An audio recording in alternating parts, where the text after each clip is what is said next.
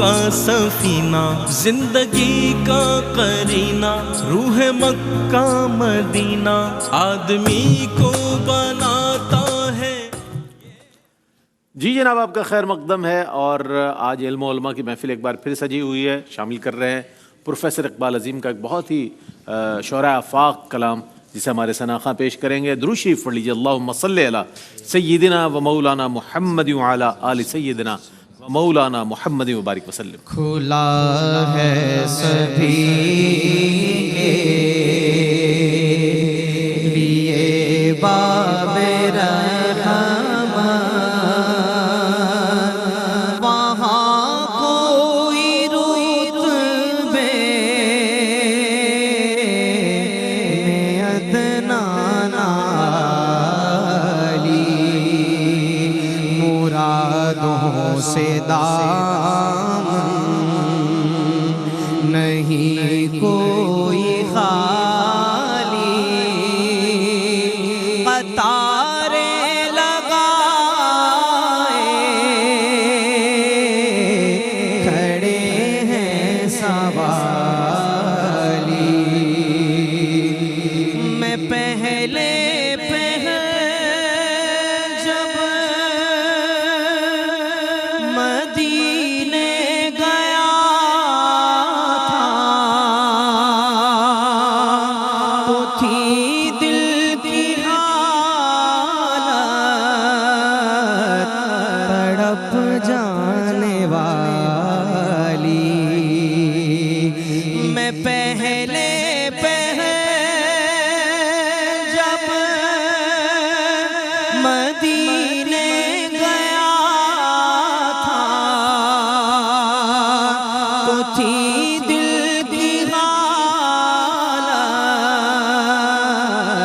تڑپ جانے والی، وہ دربار سچ مجھ میرے سامنے تھا، ابھی تک تصور تھا جس کا خیالی،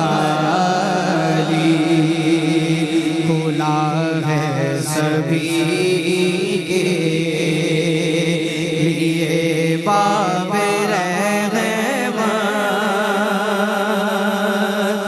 جو پوچھا ہے تم نے کہ میں نظر کو کیا لے گیا تھا، تو تفصیل سن لو۔ جو پوچھا ہے تم نے کہ میں نظر کو کیا لے گیا تھا، تو تفصیل سن لو۔ تھا نعتوں کا اقرار،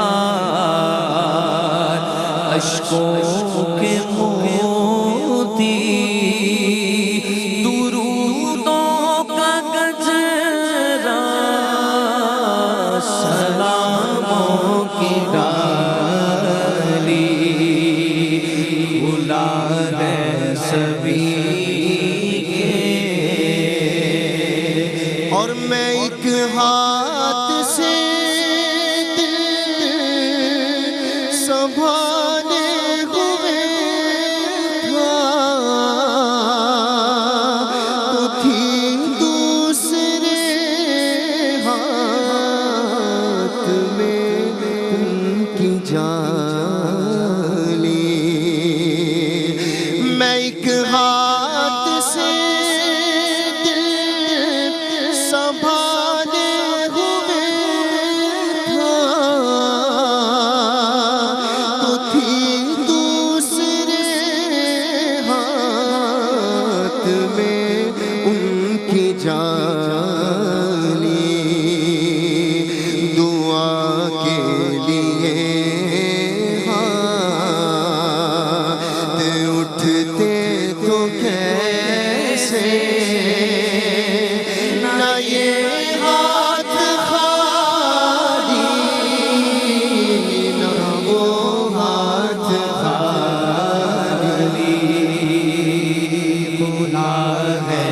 سبھی کے میں توصیف سرکار کر تو رہا ہوں، مگر اپنی اوقات سے باخبر ہوں، میں توصیف سرکار تو رہا ہوں، مگر اپنی اوقات سے باخبر ہوں، میں بس ایک ادنا سناخواہوں کا، کہاں میں کہاں نعت اقبال عالی کھلا ہے سبھی کے لیے باب رحمت، وہاں کوئی رک دے میں ادنا ناری۔ سبحان اللہ سبحان اللہ۔ اللہ تعالیٰ آپ کو اور ہم سب کو بارگاہ رسالت مآب صلی اللہ علیہ وآلہ وسلم کی بار بار بادب حاضری نصیب فرمائے۔ ناظرین محترم، آتے ہیں اپنے موضوع کی جانب، اور آج جو موضوع ہے زوجین کے حقوق و فرائض، اس حوالے سے بات ہو رہی ہے۔ علامہ لیاقت حسین اظہری صاحب موجود ہیں۔ علامہ صاحب، یہ فرمائیے گا وہ کون سے امور ہیں کہ جو زوجین کے مابین لڑائی جھگڑے کا سبب بنتے ہیں؟ میں چاہتا ہوں کچھ اس حوالے سے بھی رہنمائی فرمائیں۔ بسم اللہ۔ محترم رئیس صاحب، بڑا اہم ترین اور حساس موضوع ہے۔ حضرات علماء کرام بہت آسان انداز کے ساتھ، چونکہ ہماری بہنیں بھی دیکھ رہی ہیں، ہمارے بھائی بھی دیکھ رہے ہیں، کسی بھی اعتبار سے کسی کو یہ محسوس نہ ہو کہ یار کسی کا زیادہ کیا جا رہا ہے۔ بالکل بالکل۔ جو شریعت اسلام نے، جو دین اسلام نے، وہ علماء کرام آسان انداز کے ساتھ بیان کر رہے ہیں۔ دیکھیں، جہاں تک رہی جھگڑوں کی بنیاد، کچھ وجوہات قبلہ مفتی صاحب نے ذکر فرمائی کہ مالی طور پر نان و نفقہ کا ایک بہت بڑا سبب ہے جھگڑے کا۔ جی بالکل۔ کہ اگر شوہر نان و نفقہ نہیں دیتا ہے، اس کی ضروریات پوری نہیں کرتا ہے، وقت نہیں دیتا ہے، عزت رسپیکٹ کی ہم نے بات کی وہ نہیں کرتا ہے، تو گھر کے اندر جھگڑے پیدا ہوں گے۔ جی بالکل۔ دوسرا، آج کل یہ جو ہمارے نیو کپلز ہیں، یہ جو ہمارے نوجوان دلہا دلہن ہیں، ان کے اندر صبر و تحمل نہیں ہے بالکل۔ برداشت نہیں ہے ایک دوسرے کا، ذرا سی بات کے اوپر جو ہے وہ بھڑک پڑتے ہیں، بالکل۔ اور پھر ضد اور انا اور ایگو اتنی ہے کہ دونوں سٹل کھڑے ہو جاتے ہیں، بالکل ایسے ہی۔ کوئی ایک لمحہ نیچے ہونے کے لیے تیار نہیں ہے، اور اس کا نتیجہ اکثر طور پر یہی نکلتا ہے کہ گھر ٹوٹ جاتا ہے۔ بالکل ایسے ہی۔ اچھا، اس کے بعد قبلہ مفتی صاحب کے پاس آئیں گے، علماء کے پاس آئیں گے، بھائی کیا ہوا؟ بولا وہ مجھے غصہ بہت آ گیا تھا، اس میں میں نے جو ہے وہ طلاق دے دی۔ تو بھائی غصے کے اندر ہی طلاق دیتے ہو کہ پیار سے تو نہیں طلاق دیتے؟ آج بہت پیاری لگ رہی ہو تو میں طلاق دے دیتا ہوں۔ طلاق دیتے ہی غصے کے اندر ہے، وہی برداشت کرنے کا وقت ہوتا ہے۔ اللہ کے نبی صلی اللہ علیہ وسلم نے فرمایا کہ غصہ جو ہے وہ شیطان کی طرف سے، ان الغضب من الشیطان، اور فرمایا کہ شیطان تو چاہتا ہے کہ تمہارے گھر کو تباہ و برباد کرے۔ بالکل۔ جادوگروں کے بارے میں قرآن کے اندر ذکر ہے کہ ان کا بھی یہی کام ہے کہ یفرقون بین المرء وزوجہ، ان کا جو اصل کام ہوتا ہے، ان کا جو اصل مشن ہوتا ہے کہ وہ میاں بیوی کے درمیان تفریق پیدا کرے۔ اسی طرح شیطان اس بات سے خوش ہوتا ہے کہ میاں بیوی کو آپس میں لڑا دے، میاں بیوی کے درمیان تفریق پیدا کر دے، ان کے گھر کو توڑ دے۔ اور رب تبارک و تعالیٰ چاہتا ہے وَمِنْ آیَاتِهِ أَنْ خَلَقَ لَكُم مِّنْ أَنفُسِكُمْ أَزْوَاجًا لِتَسْكُنُوا إِلَيْهَا وَجَعَلَ بَيْنَكُمْ مَوَدَّةً وَرَحْمَةً۔ رب تعالیٰ چاہتا ہے کہ تم آپس میں محبت و مودت کے ساتھ رہو، یہ نسل انسانی، یہ تمہارا گھر پیار محبت کے ساتھ۔ تو ایک بہت بڑی وجہ وہ ضد ہے، انا ہے، ہٹ درمی ہے۔ جہاں ہم نے بات کی کہ شوہر نان و نفقہ نہیں دیتا، وہاں ہماری بہنیں بھی آج کے حالات کو نہیں دیکھتی کہ اس وقت مہنگائی کتنی ہے۔ شوہر کیا کما کے لائے گا، کتنا کما کے لائے گا، وہ بچوں کی فیس دے گا، وہ بجلی کے بل بھرے گا، کمپرومائز کرنے کے لیے تیار نہیں۔ اچھا، شو آف اتنا زیادہ ہے کہ بھائی میری کزن یہ پہنتی ہے، فلاں میرے خاندان کے اندر میرے نیبر نے یہ پہنا ہوا ہے، ایک تمہارے پاس میں آئی ہوں، وہ سب نے جو حدیث پاک پڑھی، تم نے کبھی سکھ دیا ہی نہیں مجھے، کبھی میں ڈھنگ کی کوئی چیز نہیں پہن سکی ہوں، میں آئی ہوں جب سے۔ تو یہ عورتوں کو بھی اس کے اندر، میں بھی دوبارہ معافی مانگتا ہوں، محسوس نہ کر جائیں، میں ایک دفعہ انوار الحدیث پروگرام کر رہا تھا ظاہر ہے گھر میں 7-8-10 سال پہلے. تو میں نے کہا ایک پروگرام کے اندر میں عورتوں کے حقوق بیان کروں, دوسرے میں مردوں کے. تو میں نے شروع کیا عورتوں کے, تو کالیں بجنا شروع ہو گئی. اللہ اکبر. آپ یقین کریں میں نے آدھے کے اندر روک دیا. میں نے کہا بھائی دونوں کے بیان کروں گا, میں معافی چاہتا ہوں, اگلی سیگمنٹ میں نہیں. تو یہ اتنا خطرناک قسم کا حساس ٹاپک ہے, ہماری بہنیں ناراض نہ ہوں. تو ان کو یہ بھی دیکھنا چاہیے کہ میرے شوہر کی آمدن کیا ہے, میں اپنے گھر کو دیکھوں, اپنے خاندان کو دیکھوں, میں کسی کے محل کو دیکھ کر اپنی جھونپڑی کو آگ نہ لگاؤں. اگر خاتون چاہے تو وہ اپنی جھونپڑی کو بھی سکون دے کر محل بنا سکتی ہے, بالکل ایسے ہی. اس کے اندر کمپرومائز کرے, اپنے بچوں کی تعلیم و تربیت. تو یہ بھی ایک بہت بڑا سبب بنتا ہے کہ جو خاندان کے درمیان لڑائی جھگڑا ہوتا ہے. دوسرا جس کی طرف مصعب نے اشارہ فرمایا کہ جب دونوں کے بھائی بہن اور خاندان انوالو ہوتا ہے, اور بہت بڑا جھگڑے کا سبب یہ ہوتا ہے. ہماری بچیوں کو, بہنوں کو یہ چاہیے کہ اپنے شوہر کے گھر جو بھی معاملات ہوں وہ آپس میں ڈیل کر لیں, اس کو آپ اپنے میکے نہ لے کے جائیں. مردوں کو چاہیے کہ اپنے خاندان کے ساتھ زیادہ ڈسکس نہ کریں. آپ دونوں کو اللہ تبارک و تعالیٰ نے ایک بہت بڑا اکائی بنایا ہے, بہت بڑے آپس میں محبت کا ذریعہ بنائے. آپ کیوں خامخواہ اس چیز کو پھیلا رہے ہو؟ چیزیں ہوتی ہیں, انسان کا مزاج ہے, طبیعت ہے. ایک دن غصہ آیا, دوسرے دن غصہ آیا, ٹھنڈا ہو جائے گا. پھر دوسرا یہ ہوتا ہے کہ اگر جھگڑا ہو گیا, غصہ آ گیا, تو دونوں میں سے کوئی بھی پہل کرنے کے لیے تیار, بالکل سٹل کھڑے دونوں. نہیں نہیں نہیں, میں نے اگر کر لیا. مرد کہتا ہے بھائی میری مردانگی کدھر جائے گی, صحیح بات. میں کہاں کا مرد رہوں گا اگر میں پہلے کر لی. عورت کہتی نہیں بھائی میں بھی فلاں خاندان کی ہوں, ہلکے میں لے لیا تم نے بہت زیادہ, میں فلاں ہوں. دونوں کھڑے ہیں, کرتے کرتے کرتے جو ہے وہ خاندان ٹوٹ جاتا ہے, گھر ٹوٹ جاتا ہے, اور وہ گھر جو ہے تباہی بربادی کا سبب بن جاتا ہے. یعنی اتنی ساری چیزیں ہیں کہ ان کو انسان مینج کرے طریقے سے. اور رئیس بھائی یہ دونوں کر سکتے ہیں, نہ آپ مرد کو کہہ سکتے ہیں نہ عورت کو کہہ سکتے ہیں. یہ دونوں مل کے چاہیں گے تو یہ گاڑی کے پہیے چلیں گے اور یہ گاڑی خوبصورت روڈ پہ چلے گی. اور اگر ایک بھی درمیان میں سے نکل گیا تو وہ گھر تباہ و برباد ہو جائے گا. ٹھیک ہے, بہت اچھی بات کی آپ نے. اور یہ جو علامہ صاحب نے فرمایا بالکل ایسا ہی ہے کہ جہاں عدم برداشت ہوتی ہے, جہاں صبر نہیں ہوتا, ایک دوسرے کے لیے قربانی کا جذبہ نہیں ہوتا, جہاں پر ایک دوسرے کی رائے کو ایکسیپٹ نہیں کیا جاتا, جہاں پر اپنی رائے کو مسلط کیا جانا ہی سمجھا جاتا ہے کہ یہی ٹھیک ہے, تو وہاں پر پھر آج اگر آپ ہماری کورٹس کا دیکھ لیں معاملہ, تو وہاں سب سے زیادہ جو کیسز آتے ہیں وہ طلاق کے اور خلا کے کیسز دائر ہوتے ہیں. اور اس کی وجہ یہ, اور وہ نئی نئی شادیاں ہوتی ہیں, بالکل کسی کو سال 6 مہینے 1.5 سال 2 سال, اس کے بعد ہی سپریشن ہو جاتی ہے اور خاندان ٹوٹ جاتے ہیں. بہت قریبی رشتے جو ہیں ان میں اگر آپس میں رشتہ داری ہے تو پورا خاندان جو ہے وہ 2 حصوں میں تقسیم ہو جاتا ہے. یہ سب چیزیں جو ہیں یہ عدم برداشت کے سبب ہے, جس کو دیکھنا چاہیے کہ آیا اللہ نے اتنا پیارا بندھن دیا, ایک حلال ایک آپ کو زندگی گزارنے کا موقع عطا فرمایا ہے, تو اس کو اپنی ذرا سی عدم برداشت کے سبب اس کو ضائع نہ کریں, بلکہ اس کو اللہ کا شکر ادا کر کے اس کو زندگی کو آگے بڑھائیں. ایک مختصر سا وقفہ ہے, وقفے کے بعد لوٹیں گے انشاءاللہ, ہمارے ساتھ رہیے گا. جی ناظرین, آپ کا خیر مقدم ہے. آج بات ہو رہی ہے زوجین کے حقوق و فرائض کے حوالے سے. بہت اہم موضوع ہے, ہر گھر کا ہی موضوع ہے تقریباً, اور اس کو دیکھنا چاہیے اسلامی تعلیمات جو ہے وہ کیا ہے, اور اس کے مطابق اگر زندگی گزاری جائے تو بڑی خوبصورت زندگی گزر سکتی ہے. علامہ مفتی سید زیغب علی شاہ صاحب گردیزی موجود ہے. اگر تنازع ہو جائے زوجین کے مابین تو, اور ہو جاتے ہیں ظاہر ہے, ایک گھر میں رہتے ہوئے بہت ساری چیزوں پہ اختلافات ہو جاتے ہیں, تو اس کو کیسے حل کیا جائے؟ مفتی صاحب کچھ بتائیے گا, ٹپس میں چاہتا ہوں کچھ. اس میں زوجین میں اختلاف ہونا, تنازع ہونا, یہ ایک عمومی سی بات ہے. ظاہر ہے دونوں کے مزاج میں فرق ہے, پسند ناپسند ہے, دونوں کی مرضی ہے, اور کسی بھی معاملے میں آراء مختلف ہوتی ہیں تو اختلافات ہوتے رہتے ہیں.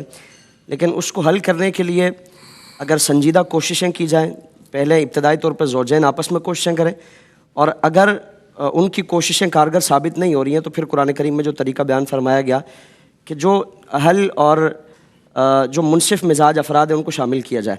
اور اس میں مقصد یہ جیتنا نہیں ہے, ایک دوسرے کو نیچا دکھانا نہیں ہے, بلکہ اس رشتے کو برقرار رکھنا, بچانا اور مضبوط کرنا ہے. صحیح. ابتدائی طور پہ جو چیزیں ہمیں قرآن کریم کے مطالعے سے اور حدیث رسول صلی اللہ علیہ وسلم کے مطالعے سے ملتی ہیں, ہم فوری طور پر کسی بھی معاملے میں اپنے رد عمل کو ظاہر نہ کریں. یعنی میاں بیوی میں اختلاف ہوتا ہے, ہمارے ہاں عدم برداشت کا, جس طرح آپ نے پہلے کلام کیا نا کہ وہ شیر پہ سوا شیر بننے کی کوشش کی جاتی ہے اور فوراً اپنا فیصلہ سنا دیا جاتا ہے.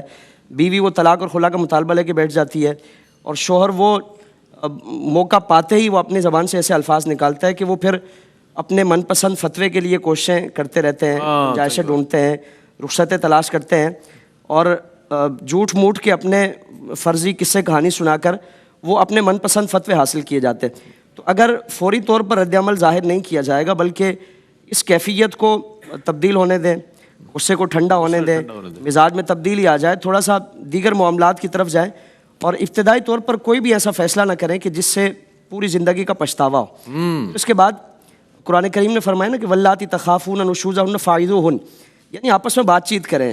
اگر شوہر مناسب سمجھتا ہے تو اور یہ اس کے خیال میں مناسب ہے کہ وہ اس کی بات کارگر ثابت ہو سکتی ہے تو وہ اس کی اصلاح کرے. فاعظوہن, کہ وہ موقع مناسب دیکھ کر اچھے الفاظ کے ساتھ اس کی اصلاح کرنے کی کوشش کرے اور اس معاملے کو ختم کرنے کی کوشش کرے.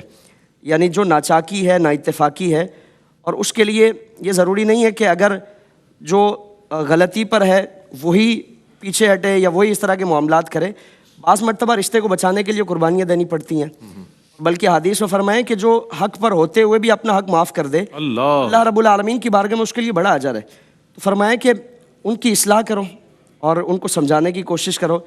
اور اگر یہ ساری چیزیں بھی کارگر ثابت نہیں ہو رہی ہے, یعنی کہ اصلاح بھی کوئی کارگر ثابت نہیں ہو رہی ہے, بات چیت کے ذریعے معاملہ حل نہیں ہو رہا, تو اگلا اسٹیپ قرآن کریم میں بیان فرمائے کہ وہجروہن, کہ تھوڑی دیر کے لیے, کچھ وقت کے لیے سیپریشن اختیار کر لے, دوری اختیار کر لے اور آپس میں جدائی اختیار کر لے.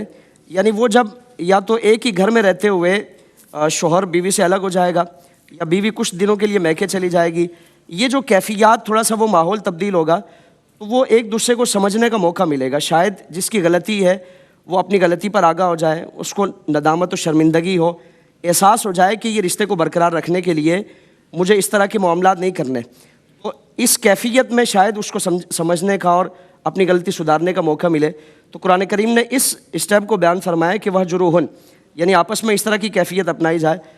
ابتدائی طور پر ہم دیکھیں کہ سارے معاملات میں جو طریقے بیان فرمائے جانے کہ ایسا کرنا ہے ایسا کرنا ہے, تو یہ میاں بیوی کے درمیان کا معاملہ ہے, یعنی دونوں یہ کریں.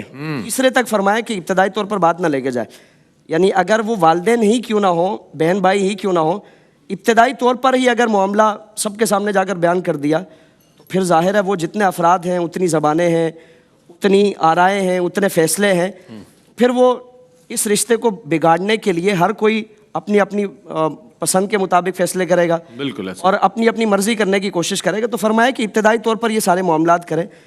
اگر ان ساری چیزوں کے باوجود بھی کوئی فائدہ نہیں حاصل ہو رہا تو اب فرمایا کہ فَإِنْ خِفْتُمْ شِقَاقَ بَيْنِهِمَا فَبَعَثُوا حَكَمًا مِّنْ أَهْلِهِ وَحَكَمًا مِّنْ أَهْلِهَا, اگر یہ ساری چیزیں کر کے دیکھ لی ہیں کوئی فائدہ حاصل نہیں ہو رہا تو ایک شوہر کی طرف سے حکم مقرر ہو جائے, ایک منصف ہو, اور ایسا منصف ہو کہ جو اخلاص کے ساتھ کوشش کرنے والا ہو. یعنی ایسا نہیں کہ لگائی بجھائی والا, اپنی بھڑاس نکالنے والا, اپنی دشمنی و انتقام لینے والا ہو. یعنی ہمارے ہاں ایسے معاملات میں اس طرح کے افراد شامل ہو جاتے ہیں کہ جن کا مقصد یہ ہوتا ہے کہ اس رشتے کو بچانا نہیں ہے, وہ لگائی بجھائی کرنے کی کوشش کرتے ہیں, وہ مزید تیل چھڑکنے کی کوشش کرتے ہیں کہ کسی طرح اختلافات کو اس نہج پر پہنچایا جائے کہ وہاں سے واپسی کی کوئی صورت موجود نہ. تو دونوں طرف سے ایسے افراد کو مقرر کیا جائے کہ جو دیانتداری کے ساتھ, سنجیدگی کے ساتھ, اخلاص کے ساتھ اس رشتے کو بچانے کی کوشش کرے.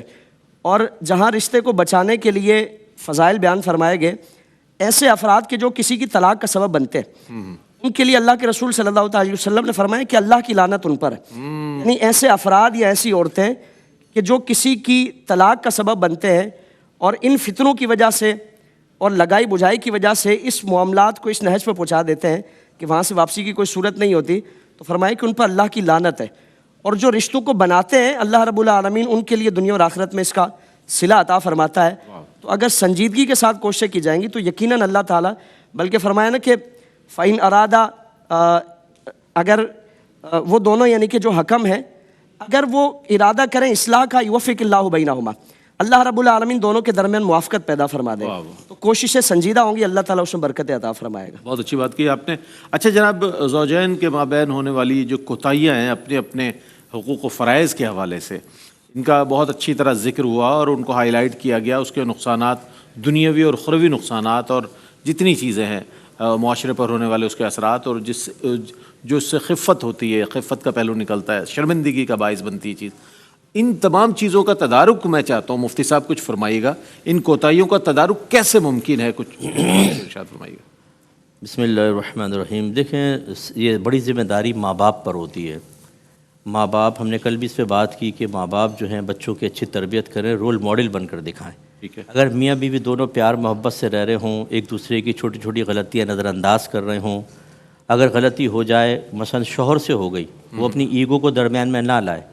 اگر بچوں کے سامنے اس نے کچھ بیوی پہ زیادتی کر دی، انہی کے سامنے معافی مانگ لے، تو بچوں کے ذہن میں ایک اچھا تصور آئے گا کہ باپ نے تکبراً اپنے غلطی کو نظر انداز کر کے غالب آنے کی کوشش نہیں کی، بلکہ اس نے سرنڈر کیا ہے. کل آپ کا بچہ اپنی زوجہ کے ساتھ ایک اچھا رویہ رکھے گا اور اسی طریقے سے کبھی زیادتی ہوئی تو معذرت کر کے میدان محشر کی گریز سے دنیا میں اپنے آپ کو بچانے میں کامیاب ہوگا. اسی طریقے سے ایک دوسرے کی رسپیکٹ کرنا، وہ بچے دیکھ رہے ہوں. اچھا یہ بھی کوئی مسئلہ نہیں ہے، ہم بارہا کہتے ہیں اگر زوجہ تھکی ہوئی ہے، چلو شوہر چائے بنا کر پلا دے، ماں کے سامنے نہ پلائے ورنہ غلامٹا کہلائے گا یا اس پہ جادو کروا دیا. غلام کہلائے. ویسے ہاں ویسے کر کے، بیوی ہے نا، انسان ہے آخر. اگر وہ تھک گئی ہے، اس نے چلو آج تم کھانا نہ بناؤ، تھک گئی ہو، میں نے دیکھا سارا دن تم نے کام کیا ہے، آج باہر سے کھانا آ جائے. اب بچے یہ چیزیں دیکھ رہے ہیں کہ والد صاحب جو ہیں ماں کی قدر کر رہے ہیں.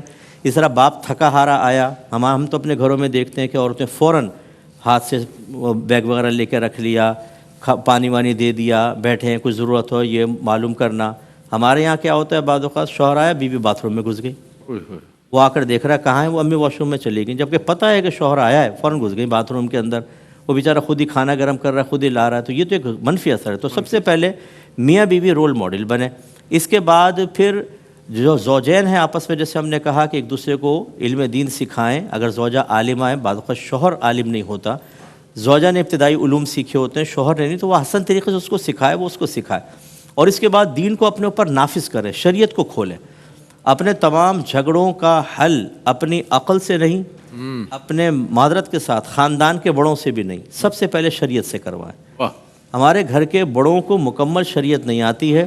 میں نے دیکھا ہے کہ وہ حکم بن جاتے ہیں، فیصل بن جاتے ہیں، لیکن انتہائی غلط فیصلہ کر رہے ہوتے ہیں، ناانصافی پر مشتمل فیصلے کرتے ہیں.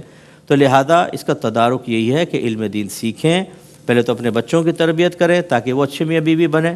اگر نہیں ہے تو پھر خود علم دین سیکھیں، اپنے اوپر نافذ کریں، گھر کے جھگڑوں کو ختم کریں، ایک دوسرے کی چھوٹی چھوٹی غلطیوں کو نظر انداز کریں، اوائڈ کریں.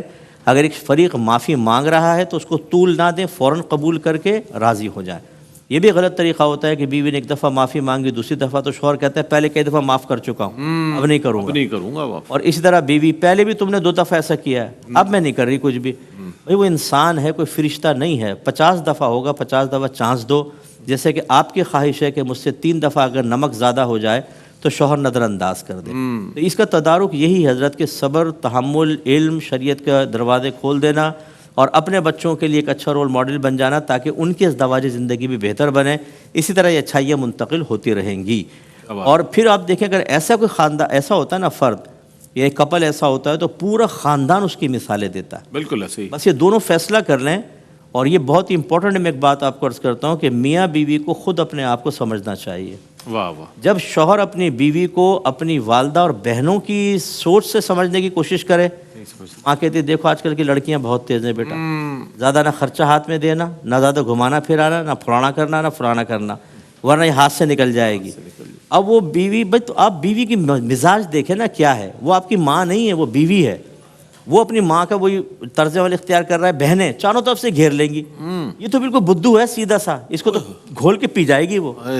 یعنی یہ وہ اب یہ اس میں ایسا ٹونک ڈالیں گی کہ وہ گلے میں اٹک جائے گا، باہر اگلنا پڑے گا. ارے کر کیا رہی ہیں آپ؟ ایسی لڑکی کے جو گھر والے ہیں وہ اس کو سکھا رہے ہوتے ہیں، بہنیں، کزنز وغیرہ، سیدھا رکھنا اس کو، بالکل سیدھا رکھنا، ہاتھ سے نکل جائے گا. ورنہ زیادہ اگر وہ کہے کہ کھانا بناؤ نا، 10 دفعہ 5 دفعہ کہہ دینا تم خود کرو، زیادہ اوپر نہ لینا. اب وہ سوچیں ہو رہی ہیں، اب آپس میں کلیش ہو رہے ہیں. ان چیزوں کو ختم کریں، انڈرسٹینڈنگ پیدا کریں. میاں بیوی، میاں کے لیے شوہر اور شوہر کے لیے بیوی، کے لیے شوہر اور شوہر کے لیے بیوی سب سے امپورٹنٹ ہے. خود اپنے انڈرسٹینڈنگ پیدا کریں. بچے جب آپ کو دیکھیں تو آپ کے چہرے پہ مسکراہٹ ہونی چاہیے، وہ دیکھیں تو خوشگوار ماحول ہونا چاہیے. ایسا نہ ہو کہ ماں کو دیکھیں تو مصطفیٰ قریشی اور باپ کو دیکھیں تو سلطان راہی نظر آئے. تو وہ عوام ہی ہے جو پھر کبھی دیکھا ہوگا بھگدڑ مچی رہتی ہے، کوئی یہاں بھاگ رہا ہے کوئی وہاں بھاگ رہا ہے، خوف زدہ بچے، اور وہ شاؤٹنگ کر رہے ہیں، لڑ رہے ہیں، جھگڑ رہے ہیں. آپ انصاف نہیں کر رہے. ایک جگہ ایک مرتبہ بس ایک بات عرض کرتا ہوں کہ ایک کپل تھا، انہوں نے اپنے جھگڑا مجھے پیش کیا کہ جب سے ہماری شادی ہوئی ہے آج تک کوئی دن ایسا نہیں گزرا ہوگا جس میں جھگڑا نہ ہوا ہو۔ ہو اب میں نے یہ مشورہ تو نہیں دیا تو Guinness book of world record میں نام لکھوائیں، آپ کا تو بڑا انعام نکلے گا۔ تو خلاصہ کلام یہ ہوا کہ پھر انہوں نے بتایا کہ ہماری بچی کی ایج 30 سال کی ہو گئی ہے اور وہ شادی نہیں کرتی ہے، اس وجہ سے کہتی ہے کہ شادی کے بعد ایسا ہی گھر بننا ہے جیسے آپ نے بنایا تو میں شادی سے دور ہوں۔ تو اس لیے سمجھنا چاہیے ان باتوں کو۔ کیا بات ہے۔ علامہ صاحب کیا پیغام دیجیے گا آج کے اس اہم موضوع کے حوالے سے؟ دیکھیں پیغام یہی ہے کہ یہ گھر، یہ رشتے، یہ ساری چیزیں اللہ تبارک و تعالیٰ کی بہت بڑی نعمت ہے اور میاں بیوی دونوں کی بہت بڑی ذمہ داری ہے۔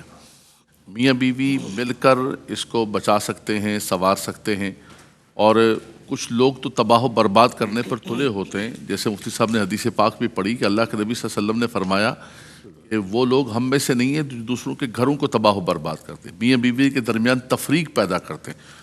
کچھ خواتین ایسی ہوتی ہیں، کچھ افراد ایسے ہوتے ہیں جن کا دھندا یہی ہوتا ہے، دوسروں کے گھروں کو تباہ و برباد کرنا، ان کو سکون کے اندر نہ دیکھنا، اور آ کر کچھ نہ کچھ کان کے اندر پھونکتے رہنا اور کہتے رہنا، ادھر کی خبر لے کے ادھر جانا، ادھر کی خبر ادھر کے ادھر جانا۔ ایسے لوگوں کو بھی روکنا چاہیے۔ اور دوسرا، اس وقت جو بربادی اور تباہی کا سبب ہے رئیس بھائی، وہ یہ ٹیلی فون ہے۔ موبائل اتنا اوپن ہو گیا ہے، اس کے ذریعے جو رابطہ اتنا زیادہ ایکسیس ہو گئے۔ مفتی صاحب گفتگو کر رہے تھے کہ بھائی آپ کزنس کا اور دوسرے لوگوں کا جو غیر محارم ہے، اس نے تو سارے کے سارا بالکل ایکسیس سب کو دے دیے ہیں۔ کوئی بھی بندہ ہے، اس کی وجہ سے اس وقت جو ہو رہی ہیں طلاقیں، بہت بڑا کردار ہے کہ آپ ٹیلی فون ہے، ٹیلی فون کو صرف اور صرف اپنے محارم کے لیے استعمال کریں، باقی اس کو بند کر دیں اور اپنے گھر کو بچائیں۔ رب تبارک و تعالیٰ آپ کو دنیا و آخرت کے اندر اس کا عطا فرمائے۔ بہت شکریہ ادا کروں گا علامہ صاحب، آپ تشریف لائے، مفتی صاحب آپ تشریف لائے۔ ناظرین محترم، آج بہت اہم موضوع پر بات ہوئی اور بہت اچھے انداز میں ہمارے علماء حضرات نے بیانات فرمائے۔ قبلہ مفتی محمد اکمل مدنی صاحب ہمارے ساتھ کنٹینیو رہیں گے انشاءاللہ۔ اگلا جو سیگمنٹ ہے وہ ہے اظہار عقیدت، جس میں ہم شہنشاہ سخن حضرت مولانا حسن رضا خان بریلوی رحمۃ اللہ تعالیٰ علیہ کے کلام کو شامل کریں گے، ان کی بایوگرافی کو شامل کریں گے، اور اس کے فوراً بعد جو ہے سیگمنٹ وہ ہے آپ کی مسائل کا حل، جس میں قبلہ مفتی صاحب تشریف فرما ہوں گے اور آپ کے سوالات کے جوابات عنایت فرمائیں گے۔ ملتے ہیں ایک وقفے کے بعد، ہمارے ساتھ رہیے گا۔ رحمتوں کا مہینہ، عظمتوں کا سفینہ، زندگی کا قرینہ، روح مکہ مدینہ، آدمی کو بنا